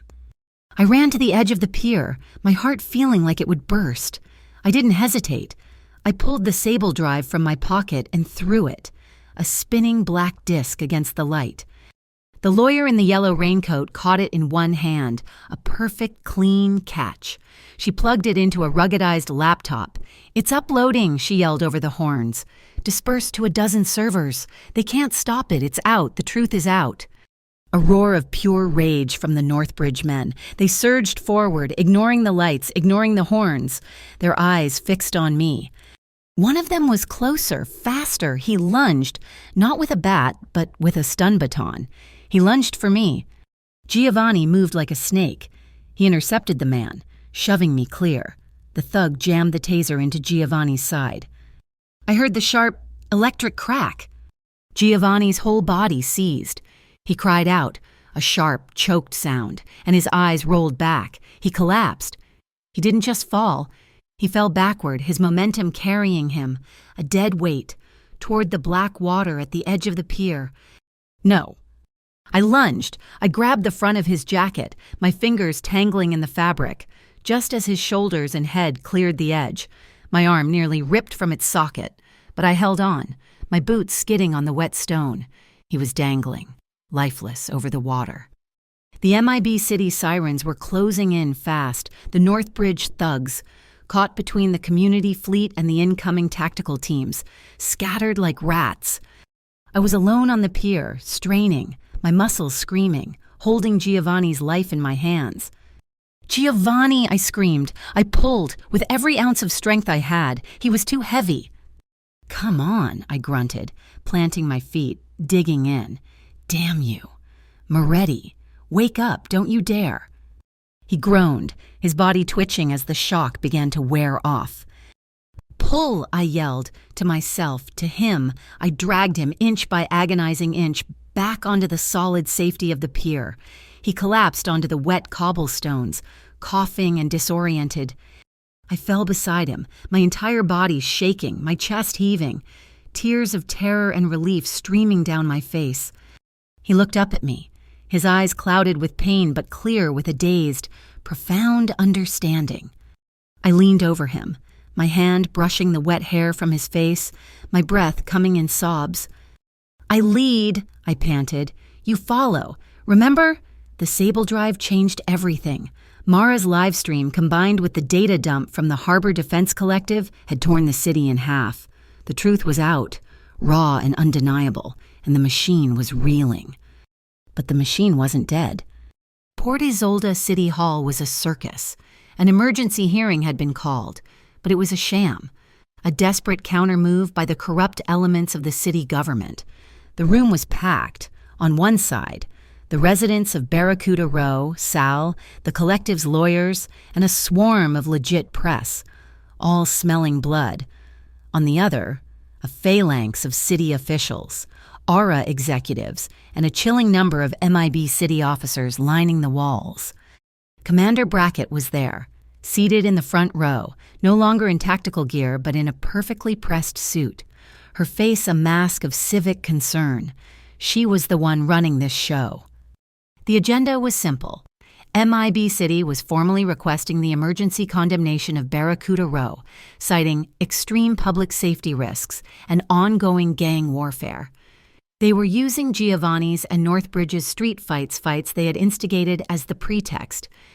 "The evidence is clear," Larch from ARA said from the podium, his voice shaking but arrogant. "The area is unstable. We must act to protect the citizens." Protect them? I was at the public microphone, the lawyer from the collective at my side. My voice rang out, clear and amplified. "Or evict them. You're not protecting citizens. You're liquidating assets." "Miss Rivera," Brackett's voice cut in, smooth and cold from her seat, "you have no standing here. There is, as I recall, an active warrant for your arrest." "Then arrest me," I shot back. "But you won't, because the moment you do, this hearing becomes a circus. You don't want me in a cell. You want me silent." I turned to the city council panel. "I have proof, not allegations. Proof." I plugged my laptop into the projector, the one I'd saved from the hotel. The collective's lawyer cued the presentation. "This is the money," I said. The wall lit up, not with my red yarn map, but with the cold, hard data from the Sable Drive, bank transfers, coded transactions. "Here," I said, using a laser pointer, "is $2 million from a Northbridge holding company, moving to a shell corporation in the Cayman Islands. And here," I clicked, "is that same amount, minus a 10% fee, arriving in a consulting fund managed by the Aegis Trust. And here's the signature of RA Chairman Philip Larch, authorizing a cost overrun payment from that same fund." The room was dead silent. Larch looked like he was going to be sick. The lawyer stepped up. "And this is the how. A flow chart based on the documents recovered from the Bay Bridge Commission, cross-referenced with Mara Quill's ledger." The screen changed. It was a web of interlocking directorates, a snake eating its own tail. RA, Northbridge, MIB City, and at the center, the corrupt faction of the TOCD, with arrows pointing to all three. "You are looking at a criminal enterprise," the lawyer said, her voice booming. "One that has seized public office to orchestrate the illegal displacement of thousands of citizens for profit." A city councilwoman, her face pale, looked at Brackett. "Commander, do you have a response to this?" Brackett stood slowly. She looked bored. "I do." She nodded to an MIB city technician. "I have a response to Miss Rivera's credibility and her alliances." The main screen flickered, and my presentation was gone. It was replaced by a grainy, dark video, the Claret Spire. I heard his voice, Giovanni's, cold and amused. "If you dance this tango, I'll marry you." The clip stopped. A collective gasp sucked the air from the room. The residents of Barracuda Row looked at me, their faces a mixture of confusion and betrayal. The press began to scribble furiously. Brackett had just painted me as a mobster's girlfriend, a co-conspirator, a liar who was only here as part of a rival gang's turf war. My heart hammered. My face burned with humiliation. I was dying up here. I looked into the crowd, searching. He was there, standing in the back, just as he had at the hotel, his arms crossed. He wasn't in the shadows this time. He was under the harsh fluorescent lights, his face unreadable. I held his gaze. I didn't plead. I didn't beg. I just looked at him. "Your rhythm. Giovanni, you said you keep the rhythm. The whole city is shattering. Your move. Choose your rhythm." He watched me for one long, agonizing second. I saw the conflict in his eyes, the calculation. He was a king, and a king never abdicates. Then he pushed off the wall. He began to walk, not toward the exit, toward the podium. The room quieted, a new, electric tension filling the air. The MIB officers tensed, their hands moving toward their hips. But they didn't stop him. He was Giovanni Moretti. He walked through the sea of people, and they parted for him. He reached the front, standing next to me at the microphone. He didn't look at me. He looked at the council. He looked at Larch, at the press, and finally, at Commander Brackett. Then he slowly, deliberately raised his left hand. He grasped the heavy, skull-faced signet ring of the Moretti family, the symbol of his power, his entire identity. He twisted it. He pulled it from his finger, and he slammed it down on the base of the microphone. The thud was as loud as a gunshot in the silent room. "My name is Giovanni Moretti," he said, his voice amplified, vibrating through the chamber. "I am the head of the Moretti outfit, and yes, I am guilty." The room exploded into chaos. The council members were gaveling. The press was shouting. "I am guilty," he repeated, his voice cutting through the noise, "of paying for protection, of racketeering, of extortion. I have run this city's harbor for 5 years, but I'm not the one who set this fire." He turned his gaze to Brackett. She was no longer bored. She was staring at him, her eyes wide with sudden animal fear. "I am here tonight to trade," Giovanni said, "my full confession for hers." He pointed directly at Brackett. "I am here to publicly name Commander Alara Brackett of the Tri-State Organized Crime Directorate as the primary beneficiary of the Northbridge conspiracy. I have proof that on August 4th of this year, she personally accepted a consulting fee of $300,000, funneled through the Aegis Trust, in exchange for..." He reached into his jacket pocket, not for a gun, for a small digital audio recorder. "And in exchange for this..." He pressed play. A voice filled the room, a recording, clean, digital. It was Mara Quill's voice, hesitant, professional. "Sir, I'm just confirming the final wire transfer." And then another voice, Larch. Yes, just clear it. The payment from Northbridge is for the TOCD's logistical support. Commander Brackett is handling the MIB city units herself. We need Barracuda Row cleared by the 1st of the month." Mara: "But, sir, the eviction notices..." Larch, his voice impatient: "Brackett will handle the notices. It's a public safety sweep. No one will be allowed back in.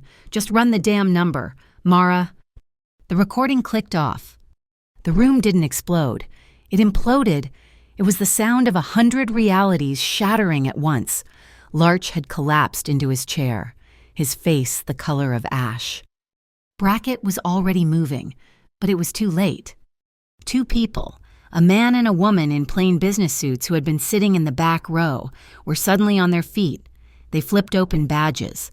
TOCD Internal Affairs, the man shouted. Commander Brackett, Philip Larch, you are under arrest for conspiracy, fraud, and aggravated corruption. They were the clean ones, the real TOCD. They moved on Brackett, grabbing her arms. It was over. We had won. In the middle of the pandemonium, as officers swarmed the podium and the crowd roared, Giovanni turned to me. The microphones were still live, carrying his voice over the din. He ignored the hands grabbing for him, the press shoving cameras in his face. He looked only at me, his eyes stripped of all artifice, all power. They were just the eyes of the man who had taught me his rhythm in a dark boatyard. Alice, wait, he said, and the whole room seemed to lean in. In the alley. I mocked you with an empty proposal. It was a joke. I am done joking. He looked at the ring, his family's crest, sitting on the podium. He didn't pick it up. I am stepping out of my rhythm, the one my father's death forced me into. If you will let me, tonight, I will step into yours for the rest of my life. It wasn't a question. It was a plea, a public surrender, a new beginning. My heart stopped. I opened my mouth to answer him, to say his name. Crash! The main doors of the council chamber didn't open. They were blown off their hinges, exploding inward in a shower of splintered wood and smoke.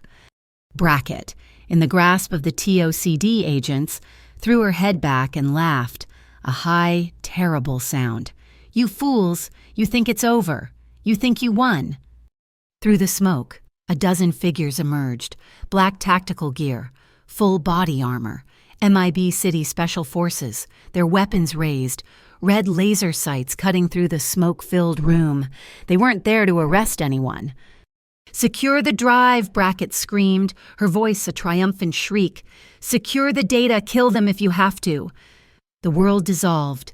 The lights didn't just go out, they were murdered, plunging the council chamber into absolute, suffocating darkness. It was a physical blow. Then came the hiss. Tear gas, pungent, chemical, instantly blinding. Panic erupted, people screamed, a sound swallowed by the heavy, thick smoke. The MIB tactical team was moving, heavy boots thudding on the marble, their red laser sights slicing through the blackness like demonic scalpels. They were moving toward the podium, toward us, toward the laptops. They're not trying to arrest us, Giovanni coughed, his voice a low, tight rasp beside me. They're here to erase the data, and us. I didn't panic. This was my city. This was my canvas. I knew its bones. I grabbed his hand, not the bandaged one. The other, his skin was warm, solid. Don't let go, I ordered. Where are we going? He yelled, pulling me close. Into the walls, and I said, I've painted this building. I know a way. I pulled him off the podium, ducking low under the smoke. Everyone, I screamed into the chaos. The press, the council. Grab onto the person in front of you. Follow my voice. This way. I found the small, unmarked door behind the council dais, a utility closet. I kicked it open, pulling Giovanni through, a human chain of coughing. Terrified journalists and city officials stumbled after us. We were in a dark, concrete maintenance corridor, the air blessedly clear. This tunnel, I said, my voice echoing in the narrow space. It runs the length of the building. It will take us to the West Wing. We ran, a strange, desperate parade, the sound of our footsteps and ragged breathing the only rhythm. Alice. A figure stepped from a dark alcove, and Giovanni tensed, pulling me behind him. Wait, I said, recognizing her. It was Mara Quill. She was alive. She was bruised and battered, her clothes torn, but she was holding a heavy-duty first aid kit. Mara, I breathed, rushing to her. God, you're alive. "They tried," she said, her voice a raw gasp. "The TOCD unit, they got me. But I got away. I've been hiding in the sub-basement. I heard the commotion." She looked at the chaotic scene, at Giovanni, at the data we had lost. "They've won, haven't they?" "They've taken the room. They'll destroy the hard drives." "It's over," a councilwoman sobbed, slumping against the wall. "No," Mara said, her eyes finding mine, fierce and bright. "There's one more beat, one last rhythm.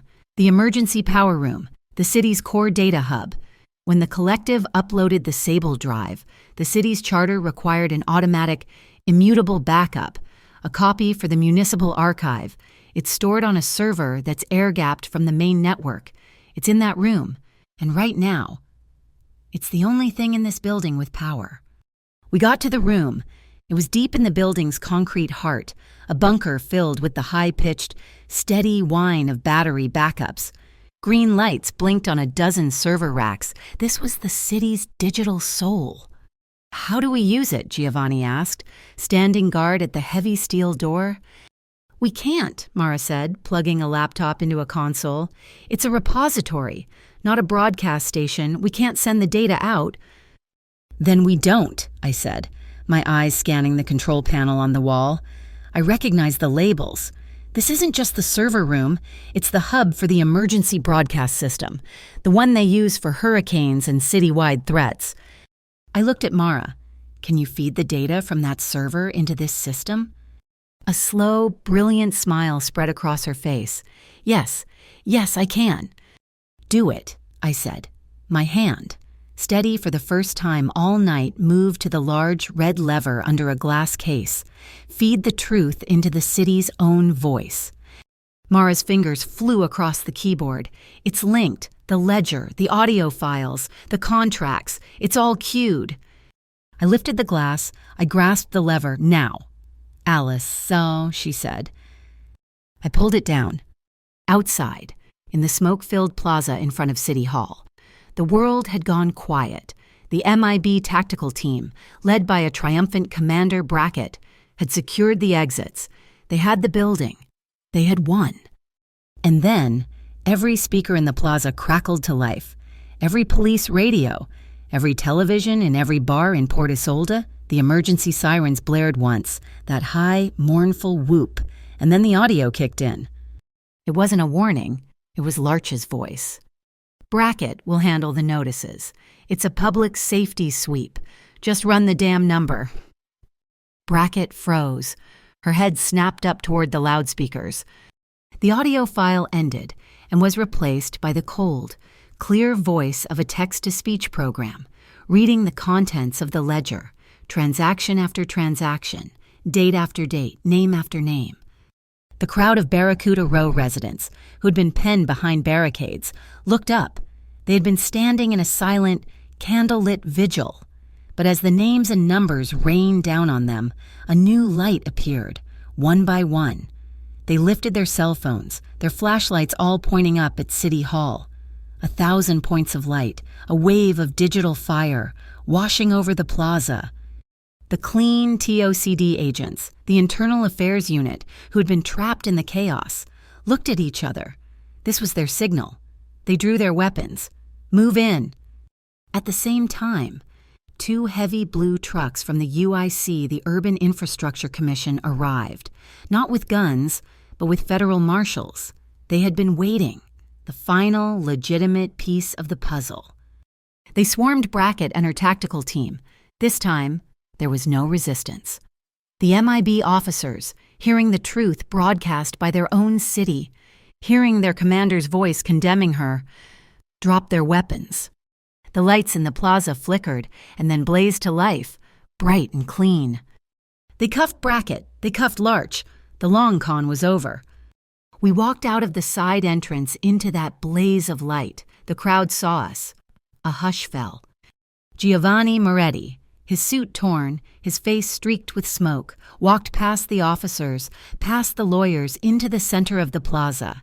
He stood alone, facing the people of Barracuda Row. He looked at the press cameras, which were all now trained on him. "My name is Giovanni Moretti," he said, his voice raw. No microphone needed. What you heard tonight is the truth. My organization, the Moretti outfit, is done. As of this moment, it is dissolved. He looked at the collective's lawyer.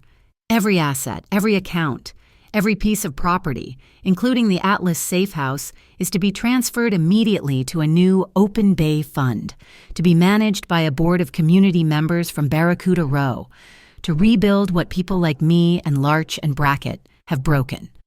He turned to the TOCD agent, the clean one. I will submit to a full investigation. I will answer for my crimes. I ask for nothing except leniency for the men who followed me and who, tonight, held the line without firing a single shot. Then he turned to me. He walked through the crowd, which parted, and stopped in front of me. The cameras, the people, the entire city. It all faded away. There was only him. Alice Rivera, he said, his voice soft, just for me, though the world was listening. He got down on one knee. There, on the steps of City Hall, in front of everyone. He knelt. He didn't have a ring. He had nothing. If you dance this tango, he said, his voice thick with an emotion I had never heard from him, I'll marry you. He looked up at me, his eyes stripped bare, all the shadows gone, only the light from the plaza reflected in them. This is not a challenge. It is not a joke. It is a petition, a request. My entire life has been a rhythm of violence and control. Your rhythm is paint and proof and light. He took my hand, the one stained with ink and grease, led Alice, and I will follow for the rest of my life. The plaza was so quiet I could hear the click of the cameras. I was shaking. My heart was a wild bird in my chest. I didn't answer him, not with the word he wanted. I took his hand. I brought it to my chest, placing his palm over my heart, just as I had in the boatyard. He could feel my rhythm. When the case is closed, I whispered, my voice breaking, when that fund is in the hands of the people, when you are truly, completely free from the outfit, when you are just Giovanni, I will say yes. I squeezed his hand. Today, we dance a different rhythm. Today, we dance for justice. He closed his eyes, a single tear escaping, cutting a clean path through the soot on his cheek. He nodded. A single person clapped, then another. And then the entire plaza erupted. It wasn't just applause. It was a roar, a sound of thunder, of a city breaking free, of 1,000 souls saved. The headlines were already being written. Mob boss confesses. Artist leads the rhythm to save the bay. The final scene, it's months later. The waterfront is new, but it's not made of glass and steel. It's an open park, the Open Bay Pier, funded by his assets. The air is clean. A street band is playing, a violin, a piano, an upright bass, and a man playing a bandoneon. They are playing a slow, sweet, nuevo tango. Giovanni is there. He's not in a suit. He's in a simple linen shirt. He's standing next to me. I'm not in my work clothes. We are not dancing, not with our feet. He just watches me, his eyes full of a quiet, patient light. I watch him back. He reaches out and his fingers intertwine with mine. It is a silent promise, a breath held, a vow that the wedding will come, that our dance is next, after justice is finally, truly done, and that Port Isolde, our city, is finally, at long last, stepping into a new rhythm. Thank you so much for listening to this story. I would love to know where you are tuning in from. Please drop a comment below. Let me know where you're listening. And share your thoughts on Alice and Giovanni's journey. Don't forget to subscribe to Mafia Boss Stories and like this video. And if you really want to support the channel, please hit that hype button. It helps get this story out to more people, and I would be incredibly grateful.